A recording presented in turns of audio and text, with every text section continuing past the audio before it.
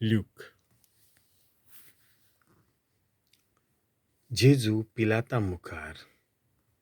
चॅप्टर 23. तेन्ना जमलोली सगली सभा उठली आनी जेजूक घेवन पिलाताशी गेली आनी ते जेजूचेर अशीं गारांनी करूंक लागले. आमच्या लोकांक बोंडाय करूंक फुलयतना, सोमराजाक दोंड फारीक करूंक मना कोत्ताना आनी आपूण क्रिस्त एक राय म्हूण सांगतना आमी ताका धरला. पिलातान ताचे लागीं विचारलें, तूं जुदेवांचो राजा हय? ताणें जाप दिली, तूंच अशें सांगताय. पिलातान मुखेल याजनिकांक आनी लोकांचे झुंडीक म्हणलें, ह्या मनशाचो कसलोच गुन्यांव म्हाका मेलो ना. पूण तांणी तेंच झरोवन म्हणलें, आख्ख्या जुडेयांत गालिल्या मेरेन हांगासर पर्यान आपले शिकवणेन लोकांक तो उचांबळायता. जेजू हेरोदी मुखार. अशें म्हणलोलें आयकतोच तो गालिलेकार काय म्हूण पिलातान विचारलें. आनी हेरोदियाच्या अधिकारा खाल तो पडटा म्हूण गोमल्या उपरांत ताणें ताका हेरोदेशीं धाडलो, कित्याक हो त्या दिसांनी जेरुजल्याक आसलो. जेजूक पळोवन हेरोद जोबोर खुशी जालो, कित्याक ताका पळोवंक जायतो काळसून तो आशेतालो, कारण ताची खबर ताणें आयकल्ली आनी ताच्या हातांतलें कसलेंय एक विजमीत आपणाक पळोवंक मेळटलें म्हूण तो रावतालो. सोबार भासांनी ताणें जेजूक विचार केले, पूण जेजू ताका कांयच जाप दिना जालो.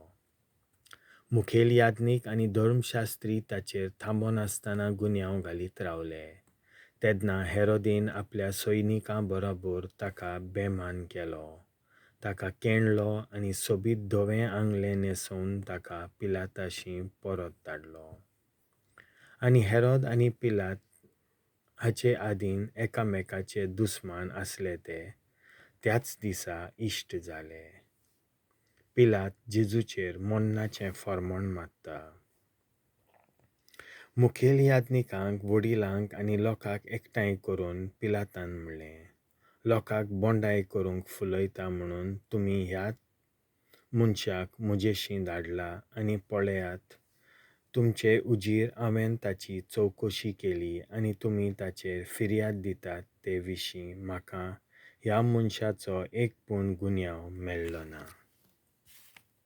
आनी हेरोदीकूय मेळ्ळो ना.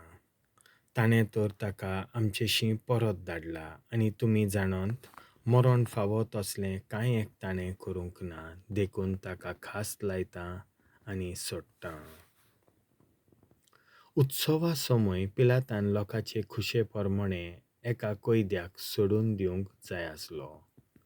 लोकांच्या आख्ख्या जोम्यान उहेल मारून म्हणलें, हाका काड आनी आमकां बाराबासाक सोडून दी. शारांत राजभोंग आनी प्रांगात ताणें केल्लो देखून बाराबासाक भोणकुणींत घालो. जेजूक सुटका दिवंक सोदतालो देखून पिलात नव्यान तांचे लागीं उलयलो, पूण तीं ओदीकूच आड्डूंक लागलीं, ताका खुस्सार मार ताका. ताणें तिसरे फावटी तांकां म्हणलें, पूण ताणें कितें वायट केलां? मरण फावो तसलो गुन्यांव ताचे सोवें म्हाका मेलोच ना, देखून खास्त लावन ताका सोडून दिता. पूण तीं व्हडलो बोबाल करून ताका खुस्सार मार म्हूण थांबोन आसतना मागतालीं आनी तांचे ताळे चडत वेताले. शेकीन तीं मागतात तशें कोच्चें म्हूण पिलातान थारायलें. म्हणटच बोंडाय आनी खून केल्ले खातीर बुणकुणींत घाल्ल्या मनशाक तीं मागतालीं तशें ताणें सुटका दिली आनी तांकां जाय तशें करूंक जेजूक तांचे आदीन केलो. कोट्ट्याच्या जाग्याचे वाटेर ताका घेवन वेता आसतना कोण एकलो सिरियनकार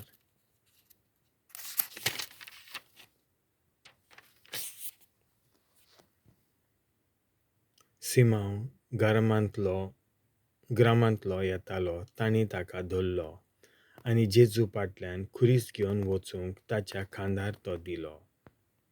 ताचे फाटल्यान लोकांची आनी तशेंच ताचे पासत रोडून उंच ताळ्यान विलाप कोत्तल्या बायलांची व्हडली उरपोंच चलताली.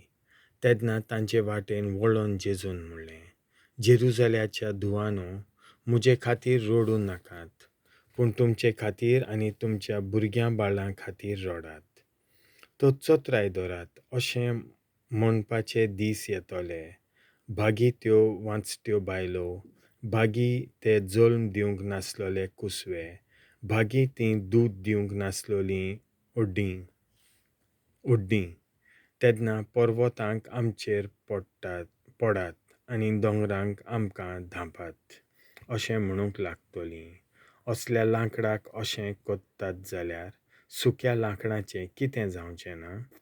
आनी दोगां गुन्यांवकारांक ताचे बरोबर जिवेशी मारूंक वताले.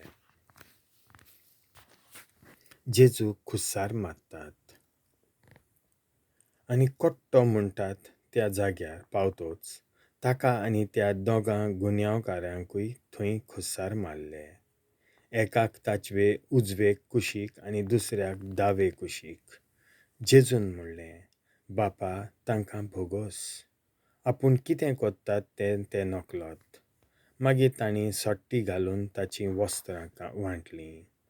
खुस्सायल्ल्या जेजूच्यो केण्ण्यो कोत्तात. आनी लोक उबो रावन पळयतालो, पूण वडील ताच्यो केण्ण्यो करून म्हणटाले, हाणें दुसऱ्यांक सोडयलीं. हो देवानूच विंचून काडलोलो देवाचो क्रिस्त जाल्यार हाणें आपणाकूच सोडूंक. सैनिकूय ताच्यो केश्टायो कोत्ताले आनी लागीं येवन आनी ताका शिरको दिवन म्हणटाले, तूं जुडेवांचो राजा जाल्यार तुकांच सुटका दी. आनी ताच्या माथ्या वयर भरून मारलोलो लेख असो आसलो, ओ जुडेवांचो राजा. बरो चोर, ताची मागणी आनी जेजूची भासावणी. खुर्सार उमकळटल्या गुन्यांवकारांतल्या एकल्यान ताची निंदा करून म्हणलें, तूं क्रिस्त न्हय? तो तुका आनी आमकांय सोडय. पूण दुसऱ्यान जाप दिवन अशी ताका बोबाट केली, तेच खास्तीक तूं सांपडलोलो आसतना तूं देवाक भियेनाय? आमकां तरी हें नितीन फावो जालां. आमच्या कोत्तुबां प्रमाणें आमी भोगतांव, पूण आनी कांयच वायट करूंक ना. आनी ताणें म्हणलें, जेजू, रायपणाची पदवी घेवन तूं येताय तेन्ना म्हजो उगडास कर. जेजून ताका जाप दिली, हांव तुका खरेंच सांगतां, आयज तूं म्हज्या सांगाता वैकुंठांत आसतलोय. जेजूचें मरण. सुमार 2 पार जालो आनी तिसऱ्या पारा पर्यंत सगळ्या देशाचेर काळोख पडलो. सुर्या पालवलो आनी देव मंदिरांतल्या गाभाऱ्याचो पड्डो मोदेकोत दोशी फांटलो. आनी व्हडल्यान आड्डून जेजून म्हणलें, बापा, तुज्या हातांत घालतां म्हजो आत्मो. अशें म्हणून ताणें प्राण सोडलो. जेजूच्या मरणा उपरांत घडलां तें पळोवन शतपतीन देवाक वाखाणणी दिवन म्हणलें, खऱ्यांनीच हो बरो मनीस आसलो. ह्या देखाव्याक जमलोलो सगलो लोक जाल्लीं घोडितां पळोवन ओड्डीं बडयत परत वचूंक लागलो. ताचे वळखीचीं सगळीं जाणां पयस उबीं रावन हें पळयतालीं. तशेंच गालिल्या थावन ताचे फाटल्यान आयिल्ल्यो त्यो बायलो. जेजूचें निखिपिणें. अवचीत थंय पावलो जुजे नांवाचो एक दादलो. महाधर्म सभेचो वांगडी आसलो. एक बरो आनी धर्मवंत मनीस. तो जुडेयाच्या आरिमात्या नगरांतलो आसलो. तांचे मसलोतीक आनी कोत्तुबांक तो कबूल जावंक नासलो आनी देवाच्या राज्याची वाट तो पळयोन आसलो. ताणें पिलाताशी वचून जेजूची कूड मागली आनी ती देंवून एके ओळीन गुठलायली आनी तेतून वयर कोणाकूच दवरूंक नासलो तसले खडप कातरून केल्ले समाधींत ताका दवरलो. तो दीस तयारेचो दीस आसलो आनी सणवार सुरू जावचो वेळ पावलोलो. गालिल्यांत हांव ताचे बरोबर आयिल्ल्या बायलांनी फाटल्यान वचून समाधी पळयली आनी कशे भाशेन ताची कूड तातूंत दवरल्या ती हेंय चोत्रायेन पळोवन घेतलें. मागीर परत वचून परमळाचे आनी माखणेचे नग तयार केले. सोनवारा दिसा कायद्या प्रमाणे तांणी विसव घेतलो. देवाचें उतर.